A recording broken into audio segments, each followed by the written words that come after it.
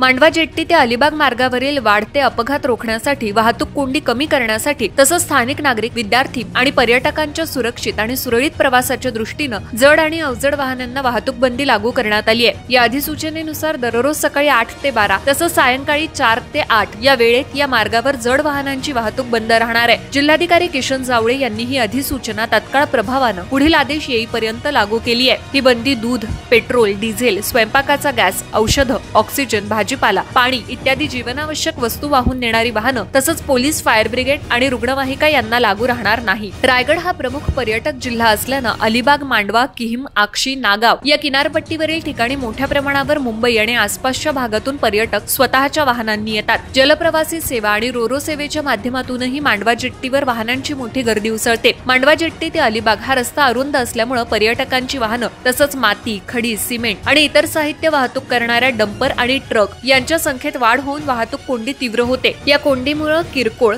गंभीर आणि प्राणांतिक अपघातांच्या घटनांमध्ये वाढ होत असून शनिवार रविवारच्या गर्दीत तर वाहनांच्या लांबच लांब रांगा लागतायत। विद्यार्थ्यांना, स्थानिकांना तसंच पर्यटकांना प्रवासामध्ये अधिक वेळ खर्चावा लागतोय। त्यातच रुग्णवाहिका कोंडीत अडकल्यास रुग्णाच्या जीवितास धोका निर्माण होण्याची शक्यता व्यक्त करण्यात आली आहे। या सर्व परिस्थितीचा सखोल विचार करून वाहतूक सुलभ करणं आणि अपघाताचं प्रमाण कमी करणं हे उद्दिष्ट ठेवून जिल्हाधिकाऱ्यांनी हे वेळबद्ध वाहतूक बंदी लागू केली आहे।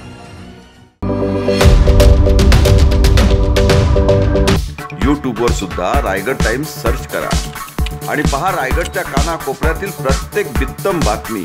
आणि हो, लगेच सबस्क्राइब बटनवर क्लिक करायला विसरू नका। रायगड टाइम्स, आपलं चॅनल, आपला आवाज।